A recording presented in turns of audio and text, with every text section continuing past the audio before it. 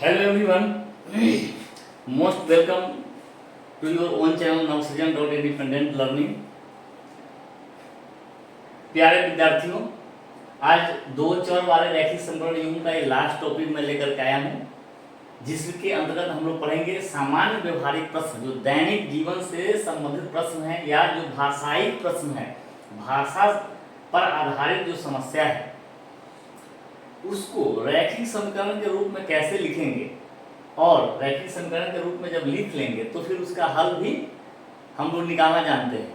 तो बेसिकली आज के टॉपिक में हम लोग ये सीखने वाले हैं कि जो सामान्य व्यवहारिक प्रश्न है या भाषाई समस्याओं पर जो आधारित प्रश्न है उसमें हम लोग रैखिक समीकरण कैसे बनाएंगे, ये आज का हमारा मेन टॉपिक है और इस दो चर वाले रैखिक समीकरण का लास्ट टॉपिक है।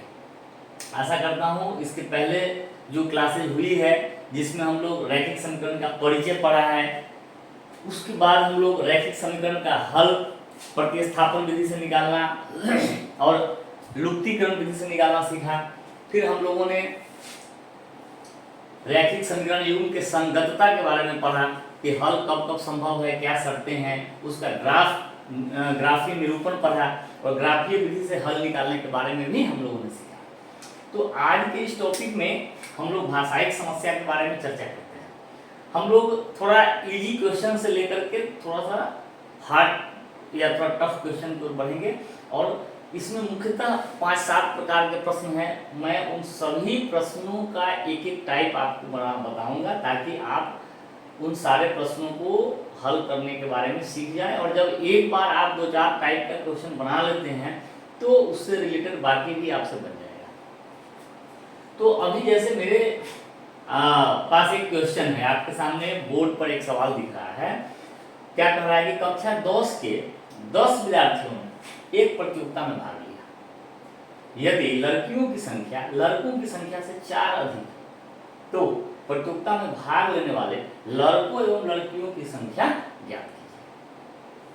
अब देखिए, जब भी हम दो चर वाले रैखिक समीकरण युग्म की बात कर रहे हैं और उस पर आधारित अगर हम समस्याओं के बारे में अगर बात करेंगे तो आपको दो बातें हमेशा अपने जेहन में, अपने दिमाग में रखना है कि इस टाइप के सवाल में हमेशा दो अज्ञात राशि रहेगा, अर्थात आपको दो अननोन वैल्यूज निकालना होगा। जैसे इस क्वेश्चन में देखिए क्या निकालना है, प्रतियोगिता में भाग लेने वाले लड़कों और लड़कियों की संख्या ज्ञात कीजिए।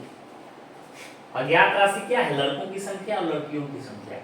तो ये दो अज्ञात राशियां हमारे पास है और हम लोग अपने परिचय वाले क्लास में पढ़ चुके हैं कि जो अज्ञात राशि होता है वही हमारा चर होता है, चर को ही हम लोग अज्ञात राशि के रूप में लेते हैं।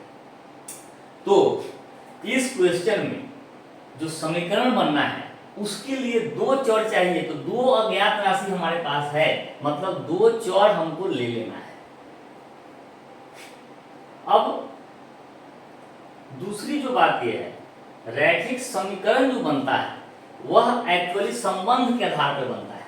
कैसे बनता है, दोनों अज्ञात राशियों में जो संबंध होता है वही रैखिक समीकरण है। तो किसी भी दो चर वाले रैखिक समीकरण को हल करने के लिए हमको किस चीज की जरूरत पड़ती है, युग्म की जरूरत पड़ती है, मतलब पेयर का जरूरत पड़ता है। दो ऐसे समीकरण रहेंगे तभी हम दो चर का या दो अज्ञात राशि का मान निकाल पाते हैं। तो हमको क्वेश्चन में दो संबंध निश्चित रूप से पता होना चाहिए, इन चरों का या इन दो अज्ञात राशि जो है उसके बीच का दो संबंध निश्चित रूप से पता होना चाहिए या क्वेश्चन में होना चाहिए। अगर दो अज्ञात राशि नहीं है तो हम लोग दो चर वहां पे नहीं ले पाएंगे। तो आप बेसिकली ये समझ लीजिए कि हमारा इस चैप्टर के अंतर्गत जो भी भाषाई समस्या होगा सब में कितने अज्ञात राशि होंगे या मान कितना वैल्यू या कितने अज्ञात मान निकालने होंगे, तो दो अज्ञात मान निकालने होंगे और इन दो अज्ञात राशियों के बीच दो संबंध ही दिए रहेंगे, क्योंकि रैखिक समीकरण क्या है, रैखिक समीकरण क्या है, तो चरों के बीच का संबंध है, चरों के बीच संबंध। यही होता है रैखिक समीकरण। तो दो अज्ञात राशि होंगे, अर्थात वैल्यू निकालने वाले जो मान है वो 2 होगा, 2 अज्ञात राशि का मान निकालना होगा, और क्वेश्चन में 2 संबंध दिए रहेंगे। ये आप हर सवाल के लिए ये बिल्कुल ही माइंड में आप लोग सेट करो। तो अब हम इस क्वेश्चन को जब पढ़ते हैं तो हमारा देखिए कह रहा है 10 विद्यार्थी प्रतियोगिता में भाग लिया, लड़कियों की संख्या लड़कों की संख्या से ज्यादा अधिक है, और प्रतियोगिता में भाग में लड़कों लड़कियों की संख्या ज्ञात है। तो 2 अज्ञात राशि तो हमको साफ साफ दिख रहा है ना। तो हम लोग अब क्या करेंगे, जो अज्ञात राशि है उसको हम लोग चर से डिनोट करेंगे, अर्थात कोई चर मान लेंगे। हम इसका हल देखिए कैसे करेंगे। तो हम लोग लिखेंगे माना कि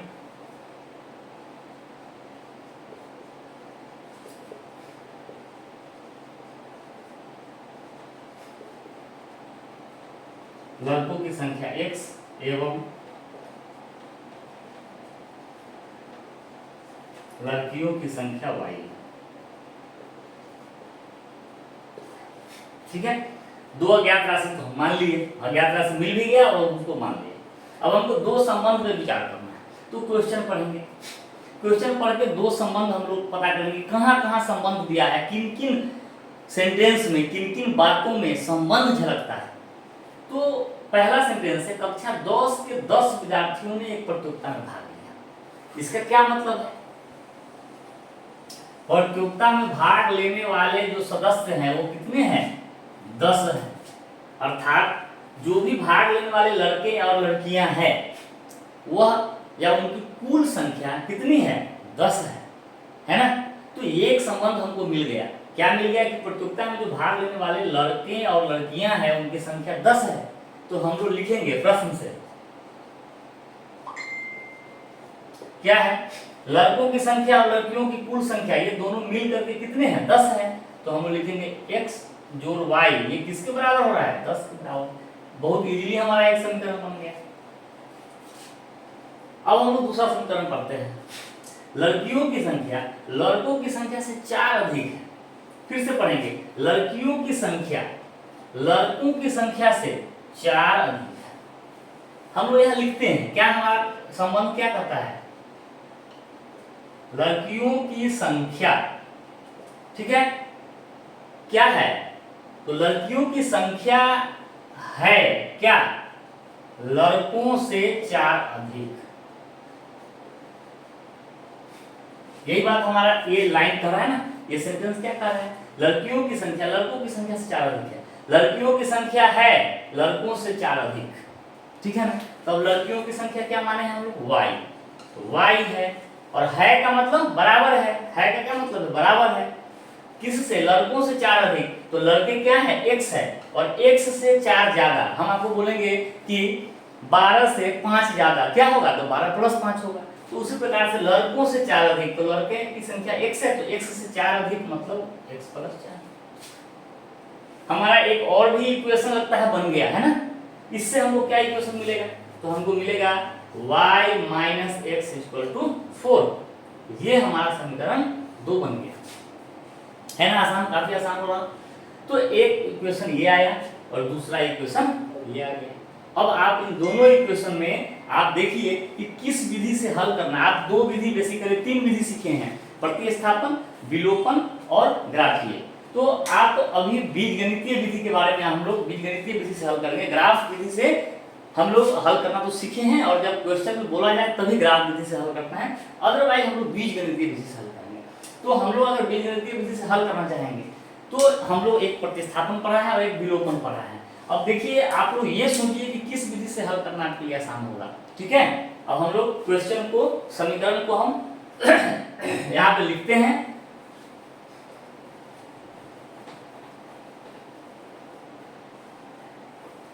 दोनों समीकरण एक साथ लिख देते हैं, फिर आप समझ सकते हैं कि हमको किस विधि से हल करना ज्यादा आसान है। अब देखिए, क्या चर का गुणांक बराबर है, तो बराबर है। अगर चर का गुणांक बराबर दिखे तो लुप्तीक्रम विलोपन विधि जो है उसका प्रयोग कर लेते हैं। अब देखिए यहाँ x का गुणांक क्या है, -1 है, यहाँ 1 है, तो हमको जोड़ घटाव में देखना होगा जोड़ करे कि घटाव करे, तो बेसिकली यहाँ माइनस प्लस अलग अलग है तो जोड़ ही कर देंगे, जोड़ देंगे तो कुछ करने की जरूरत नहीं, x x कट जाएगा, यहाँ हो जाएगा 2y बराबर हो जाएगा 14, तो y बराबर हो गया 7। अब y का मान 1 या 2 में से कहीं रख दीजिए, तो अगर y का मान यहाँ रख देंगे तो x का वैल्यू कितना होगा, x का वैल्यू होगा 10 माइनस y, है ना, x बराबर होगा 10 माइनस y, मतलब 10 माइनस 7 बराबर 3। तो इस प्रकार से x की संख्या 3 आ गई और y की संख्या 7 आ गई, तो लड़कों की संख्या x माने थे तो लड़के कितने हो गए, लड़के हो गए 3, और लड़कियां की संख्या y माने थे तो y जो हो गया 7 है, मतलब लड़कियों की संख्या 7 है, बन गया। तो बेसिकली हम समीकरण को हल करना ये हमारा आज का विषय नहीं है, ये आप लोग जानते हैं हल करना। हमारा विषय ये है हम लोग इस भाषाई प्रश्न को समीकरण के रूप में कैसे बदलें। तो मैं आशा करता हूं आप इसको बहुत ही आसानी से समझ गए होंगे। अब हम लोग अपने दूसरे टाइप के उदाहरण में चलते हैं।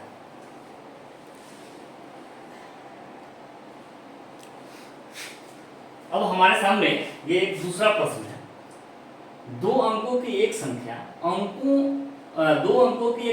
के अंकों का योगफल 9 है, उस संख्या का 9 गुना अंकों के क्रम पलटने से बनी संख्या का 2 गुना है, तो वह संख्या ज्ञात करें। आप लोग पहले क्वेश्चन को पढ़ें, क्या कर रहा है, 2 अंकों वाली संख्या है, और जो मैंने पहले बताया 2 बातें जो आपको माइंड में एकदम सेट रखना है, रैखिक समीकरण का जो व्यवहारिक प्रश्न है उसमें हमेशा 2 अज्ञात राशि होगा, हमेशा आप ये बात समझ लीजिए। अज्ञात राशि कितने होंगे, 2, और इनके बीच 2 संबंध दिए रहेंगे, तभी हम लोग 2 इक्वेशन बना पाएंगे और हल कर पाएंगे। तो सबसे पहले आपको ये देखना है कि अज्ञात राशि क्या क्या है, यहाँ पे क्या क्या मान हम लोग को निकालना है, और जो मान निकालना है उनके बीच 2 संबंध क्या क्या है। अगर आप ये पता कर लेते हैं तो आपका इक्वेशन बहुत ही इजीली बन जाएगा। तो हम लोग फिर से प्रश्न पे आते हैं, कह रहा है 2 अंकों की संख्या है, मतलब कोई संख्या है उसमें 2 अंक है। तो भाई अगर 2 अंकों वाली कोई भी संख्या है, समझ लीजिए जैसे 54 है, 72 है, कोई भी संख्या है, उसके 2 अंक है, तो 2 अंक है अर्थात एक इकाई होगा और एक दहाई का अंक होगा। और जब तक हमको ये इकाई या दहाई का अंक पता नहीं होगा तब तक हम लोग वो संख्या नहीं लिख पाएंगे, कौन सी संख्या है ये हम नहीं लिख पाएंगे। तो 2 अंकों की संख्या हमको अगर पता करना है तो 2 अंक वाली कोई भी संख्या है तो उसमें एक इकाई का अंक होगा और एक दहाई का अंक होगा। अर्थात संख्या जब हमको ज्ञात करने के लिए बोला जा रहा है, क्या ज्ञात करने के लिए बोला जा रहा है, संख्या ज्ञात करे, तो यहाँ पे हमको 2 चीज चाहिए, इकाई का अंक चाहिए और फिर दहाई का अंक चाहिए, तभी तो हम लोग संख्या बना पाएंगे। तो अभी आपको 2 अज्ञात राशि समझ में आ रहा है क्या क्या है, एक है इकाई का अंक और एक है दहाई का अंक, यही हमारा अज्ञात राशि है। और जब हम अज्ञात राशि समझ रहे हैं कि क्या क्या निकालना है ये पता चल रहा है, तो इन दोनों के बीच का कोई ना कोई संबंध हमको दिया रहना चाहिए।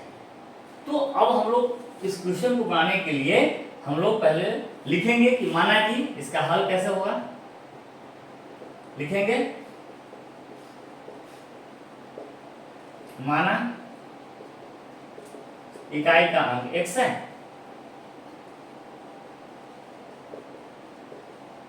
दहाई का अंक y है। तो अभी पहला संबंध क्या कह रहा है कि अंकों का योगफल 9 है, अर्थात इकाई का अंक और दहाई का अंक उसको जोड़ेंगे तो उसका योगफल कितना हो रहा है, 9 हो रहा है। तो बहुत ही आसान है समीकरण लिखना, इकाई का अंक x माने हैं, दहाई का अंक y माने हैं, तो लिखेंगे प्रश्न से क्या हमको मिल रहा है, तो इकाई का अंक और दहाई का अंक का योगफल 9 है, एक समीकरण बन गया, बहुत ही। अब हम लोग दूसरे संबंध के बारे में पढ़ते हैं ताकि दूसरा समीकरण लिख सके। कह रहा है उस संख्या का 9 गुना अंकों के क्रम पलटने से बनी संख्या का 2 गुना है। अब यहाँ जो संबंध है वो अंक में नहीं है, वो संख्या में कह रहा है, संख्या का 9 गुना अंकों के क्रम पलटने से बनी संख्या का 2 गुना है। तो हमको संख्या पता करना पड़ेगा। तो कोई भी 2 अंकों वाली संख्या अगर है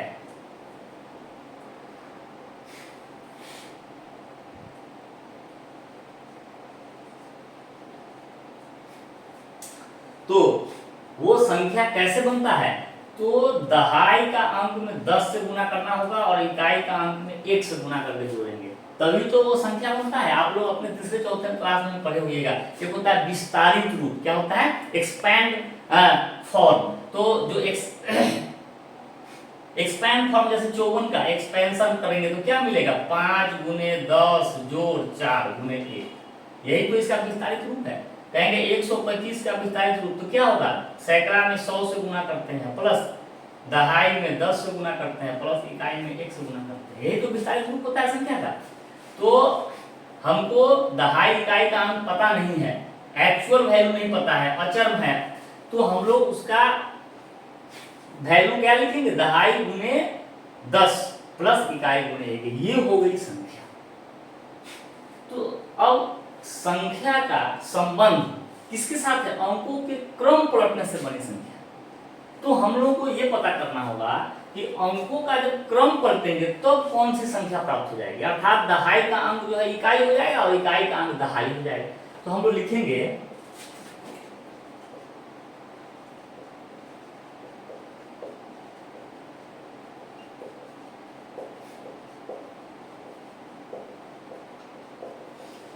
जब हम अंकों का क्रम पलट देंगे तो कौन सी नई संख्या प्राप्त होगी, तो जो भी संख्या लिखना होता है तो 10 गुने दहाई का अंक प्लस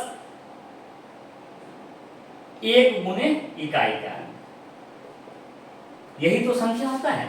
तो जब अंकों का क्रम पलट देंगे अर्थात जो दहाई है वो इकाई हो गया, जो इकाई है वो दहाई हो गया, तो हमारा 10 गुने दहाई, अब ये जो इकाई था वो दहाई हो गया होगा तो 10 गुने x हो जाएगा, जो 1 गुने इकाई, तो इकाई जो दहाई था वो अब इकाई हो जाएगा तो y हो जाएगा, अर्थात ये क्या हो जाएगा 10x प्लस y, ये नया संख्या है।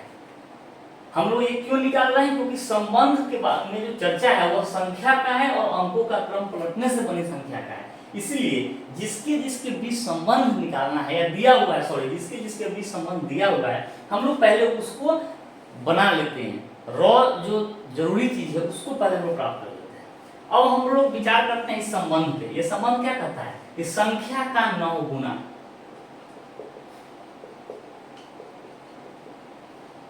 संख्या का 9 गुना है क्या, तो अंकों के क्रम पलटने से बनी संख्या का 2 गुना, संख्या का 9 गुना है किसके बराबर, अंकों के क्रम पलटने से प्राप्त संख्या का 2 गुना, यही ना हमारा संबंध है। क्या संबंध है, संख्या का 9 गुना है किसके बराबर, तो अंकों के क्रम पलटने से बनी संख्या का 2 गुने के बराबर। अब संख्या का 9 गुना, तो संख्या क्या था हमारा, अविष्ट संख्या, जिस संख्या के बारे में बात हो रही है, तो 10y प्लस x, इस संख्या का 9 गुना, तो गुने में कर देंगे 9, ये है अर्थात बराबर किसके, अंकों के क्रम पलटने से प्राप्त संख्या का 2 गुना। तो जब अंकों का क्रम पलटते हैं तो कौन सी संख्या आती है, 10x प्लस y, इसका 2 गुना, 2, बस हमारा समीकरण आ रहा है। तो ये क्या हो जाएगा,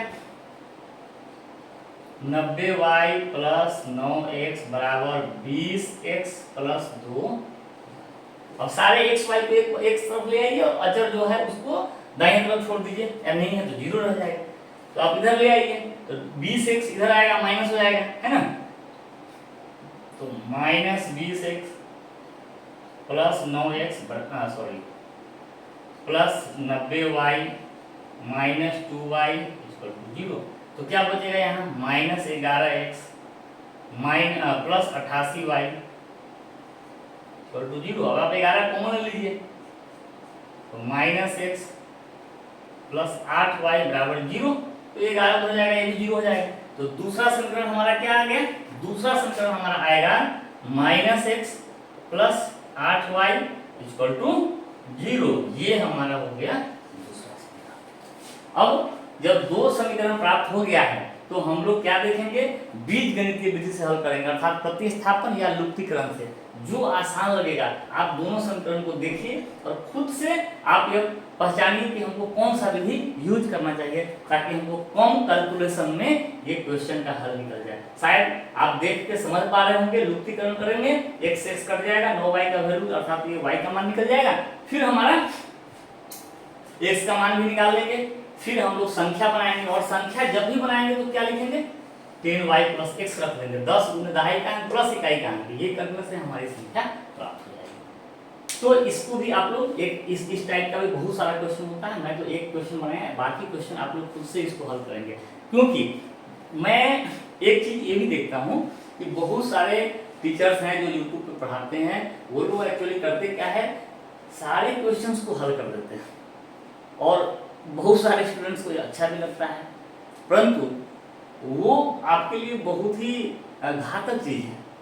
क्योंकि आप में जो कॉम्प्रिहेंशन, आप में जो समझ विकसित होनी है, ये आप ही को करने से प्राप्त होगा, मेरे द्वारा हल करने से प्राप्त नहीं होगा। इसलिए हम लोग एक टाइप पे चर्चा करते हैं, एक थ्योरी पे चर्चा करेंगे, उस थ्योरी पे आधारित एक दो प्रकार के प्रश्नों को हल करेंगे, और बाकी प्रश्न विद्यार्थियों को खुद ही हल करना है। ताकि एक कहावत है ना कि अगर आपको तैरना सीखना है तो आपको खुद नदी में उतरना होगा, आप किनारे पे बैठे बैठे तैरना नहीं सीख सकते हो।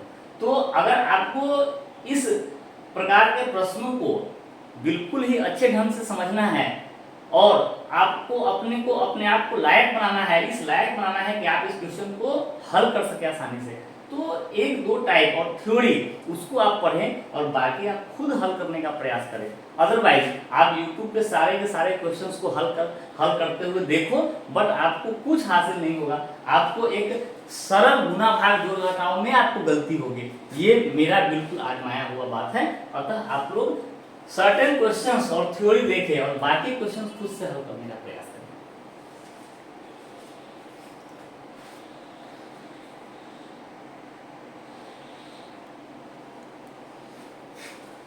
अब हम लोग एक तीसरे उदाहरण का चर्चा करेंगे। इस उदाहरण में एक अलग टाइप का क्वेश्चन हम लेकर आए हैं, जिसमें भिन्न पर आधारित प्रश्न है, मतलब फ्रैक्शन पर आधारित है। क्या है क्वेश्चन, किसी भिन्न के अंश में 1 घटाने पर वह 1/3 हो जाता है, और हर में 8 जोड़ने पर वह 1/4 हो जाता है। तो वो भिन्न ज्ञात कीजिए।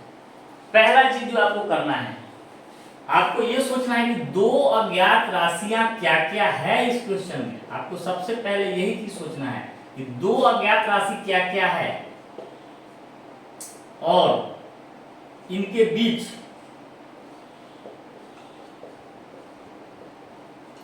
दो संबंध क्या क्या है। यही चीज अगर आप पता कर लेते हैं, अगर आप समझ जाते हैं, तो आपका क्वेश्चन बन जाएगा। दो चौर वाले रैखिक समीकरण का हल तभी संभव होगा जब दो समीकरण हो, तो अर्थात युग्म हो, और युग्म का मतलब आपको दो समीकरण बनाने के लिए दो संबंध भी चाहिए, और दो चौर है अर्थात दो अज्ञात राशि भी होना चाहिए, तभी आप दो चौर वाले रैखिक समीकरण बना पाएंगे। तो हम लोग को क्या पता करना है, भिन्न। और भिन्न कैसे बनता है, भिन्न का मतलब क्या होता है, अंश बटा हर, ऐसा ही तो होता है।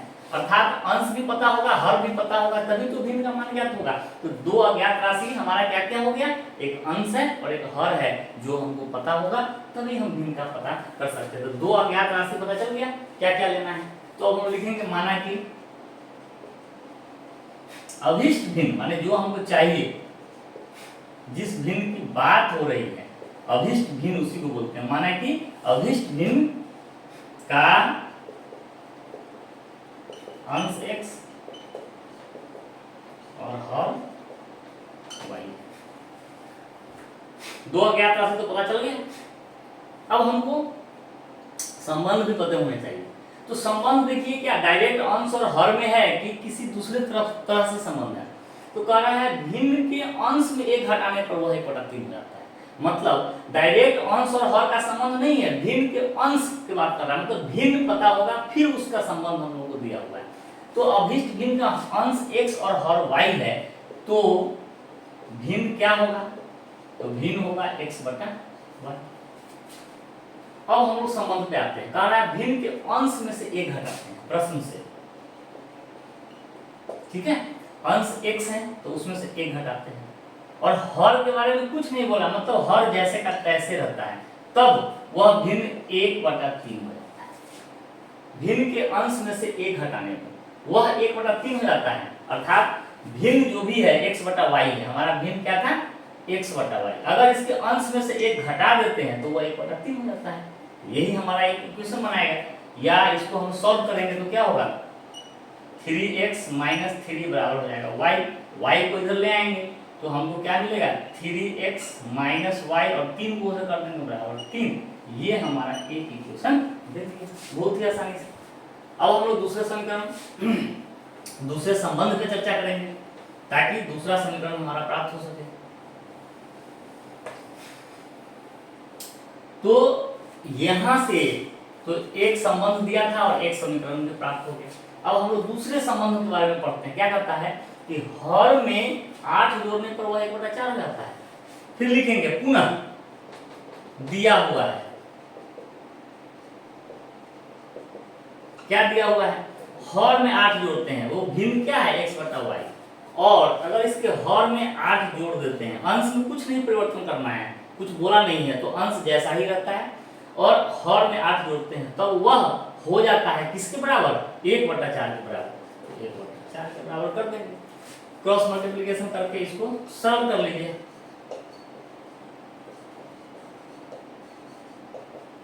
ये हो गया हमारा दूसरा समीकरण।